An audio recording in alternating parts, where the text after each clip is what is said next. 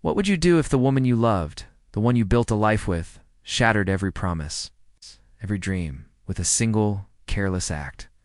I never thought I'd be asking myself that question, not after 10 years of marriage to Sarah. The night everything broke was a Tuesday, not with a bang, but with the soft, insidious glow of her phone screen at 2 a.m. My heart didn't just sink, it imploded, leaving a gaping, freezing void where warmth used to be. The words were innocuous. "Can't wait for next week, my love," but the sender mark twisted the knife. I felt a cold dread seep into my bones, a premonition of the abyss I was about to fall into. I knew, with a certainty that chilled me to my core, that my life, as I understood it, was over. If you genuinely enjoy our stories, please subscribe to the channel, tell us where you're from, and what time it is right now. The days that followed were a blur of forced smiles and internal screaming. Sarah, oblivious to my discovery, moved through our Brooklyn brownstone with an unsettling lightness. She'd hum while making coffee, talk about her day at the gallery on Green Street, and kiss me goodbye. Each touch was a fresh wound, each word a lie. I watched her, a stranger in my own home. It wasn't just the betrayal. It was the audacity, the disrespect, the way she carried on as if I were a fool. The man she was with, Mark, was a smug, self-satisfied art dealer I'd met once at a gallery opening. He had a way of looking at her, a possessive glint in his eyes that I now understood. Her behavior grew increasingly strange. Late nights became frequent, always with a flimsy excuse. Her phone, once left carelessly on the counter, was now glued to her hand, face down, notifications silenced. I started noticing the small things, a new, expensive perfume I hadn't bought her, a receipt for a weekend getaway to Miami from a hotel on South Beach tucked deep in her purse. The sister, I later confirmed, had been out of the country. The lies piled up a suffocating weight. I remember one evening, sitting across from her at our favorite Italian place in Little Italy, Danico Ristorante. She was talking about a new artist, her eyes bright, but there was a coldness in them, calculating glint I'd never seen before. "You're being paranoid, David," she'd say, her voice dripping with feigned concern. "Are you feeling okay? You seem stressed." It was gaslighting, pure and simple, and it made my blood run cold. She truly believed she was untouchable. The emotional toll was immense. I'd spend nights staring at the ceiling, the silence of our bedroom amplifying the roar of my thoughts. I felt like I was drowning, suffocating under the weight of her deception.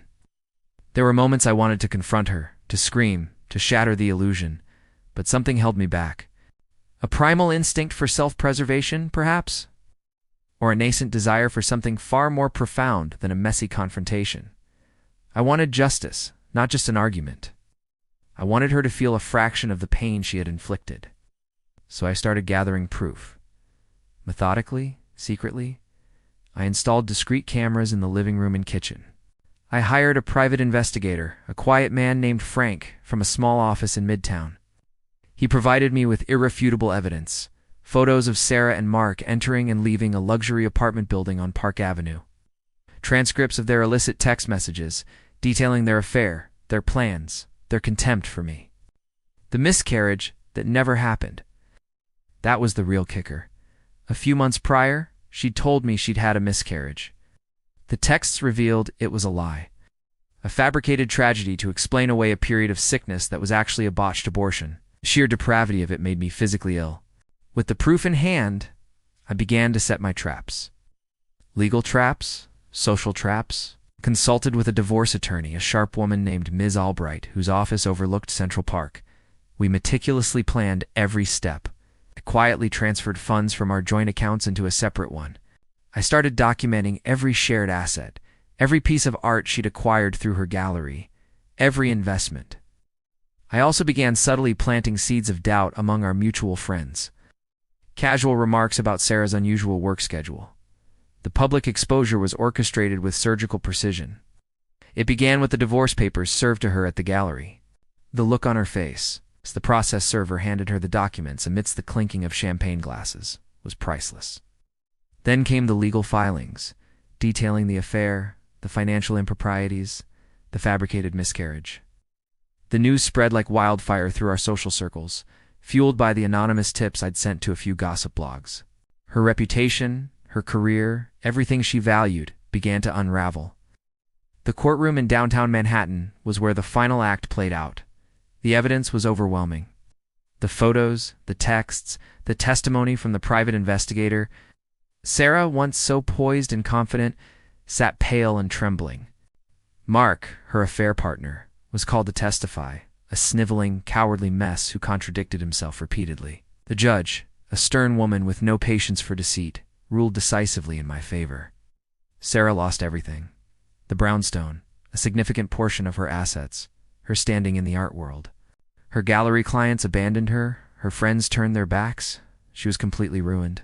I saw her once more, months later, walking alone down a desolate street in Queens, her once vibrant clothes now faded. She didn't see me. I drove past, a ghost in her periphery.